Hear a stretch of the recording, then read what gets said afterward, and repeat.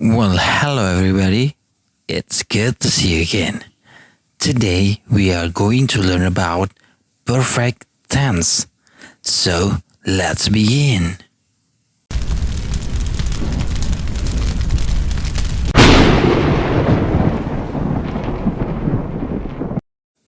Terdapat 3 jenis perfect tense yang akan kalian pelajari pada semester ini.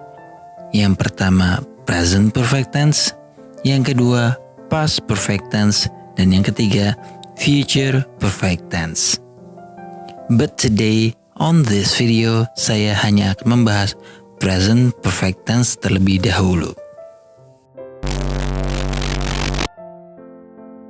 Present perfect tense. Pada saat kapan kita menggunakan present perfect tense? Present perfect tense digunakan pada 2 situasi atau kondisi. Yang pertama, digunakan untuk menceritakan pengalaman. Yap, pengalaman yang telah terjadi.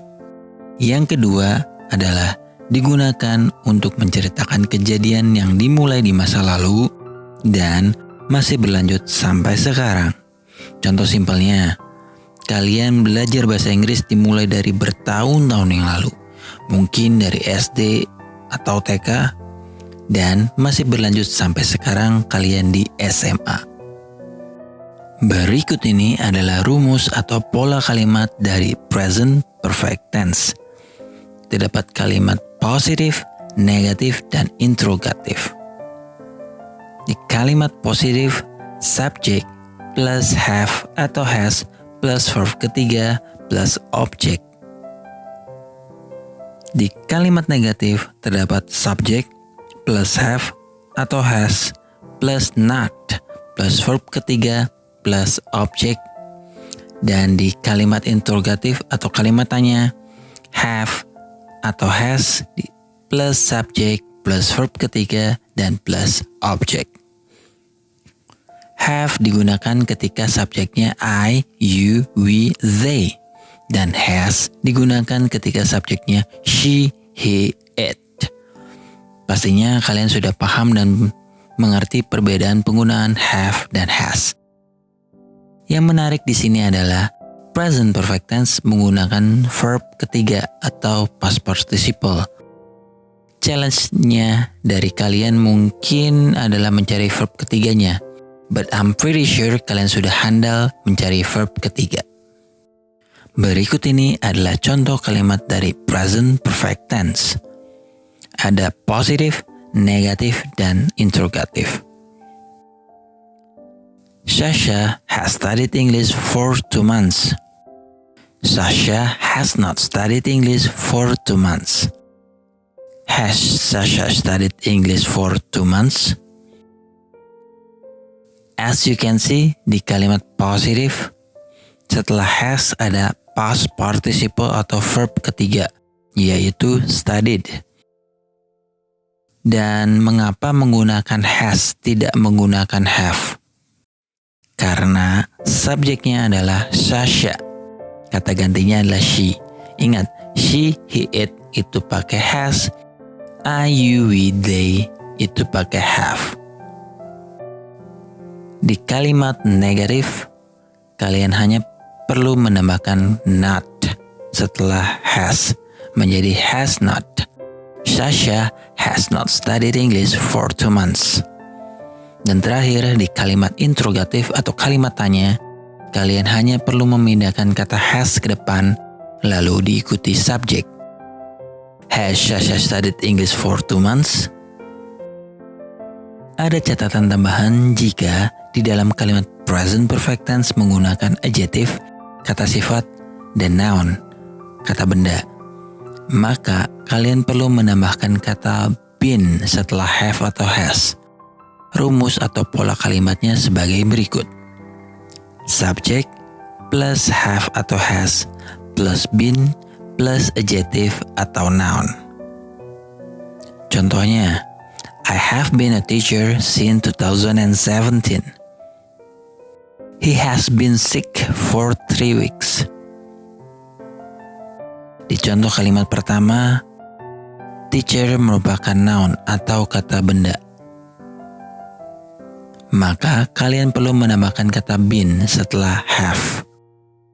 Dan di contoh kalimat kedua, sick merupakan kata sifat atau adjective, dan kalian perlu menambahkan kata been setelah kata has. He has been sick. Since dan for. Since dan for biasanya digunakan di dalam sebuah kalimat perfect tense. So this time kita akan bahas perbedaan penggunaan since dan for. Let's see the example. Ada dua contoh di sini. Satu menggunakan for, satu menggunakan since. I have lived in Cikarang for 3 years. I have lived in Cikarang since 2015. Bisa kalian lihat apa perbedaannya? Yep, for memiliki arti selama. Digunakan untuk menginformasikan rentan waktu.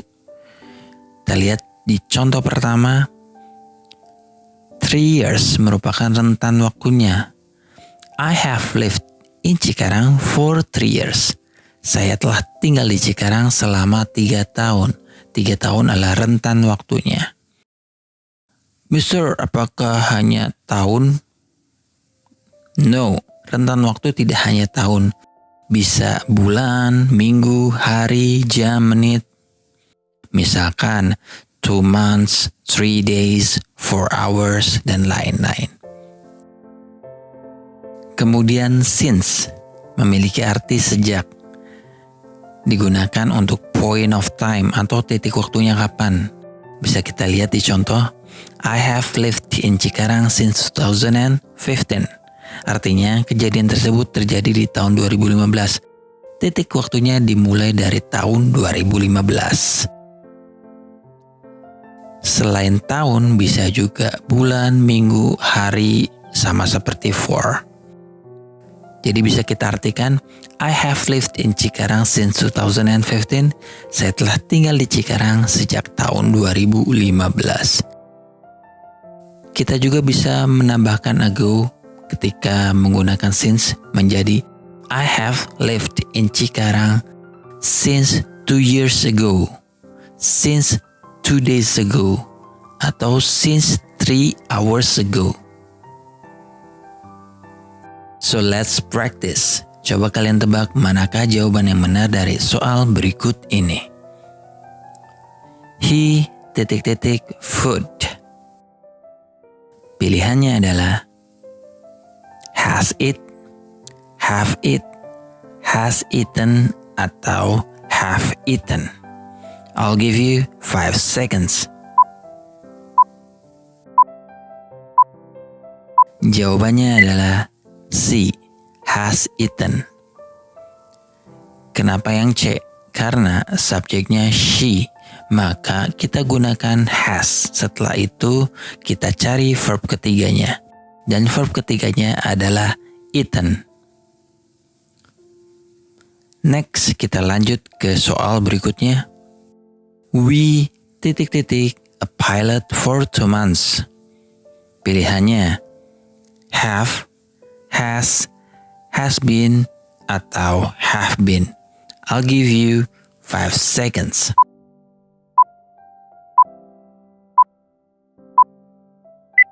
Dan jawabannya adalah D, have been. Mengapa have been? Karena subjeknya itu we. Maka kalian harus menggunakan kata have. Setelah itu diikuti been karena ada kata benda noun di situ, yaitu pilot.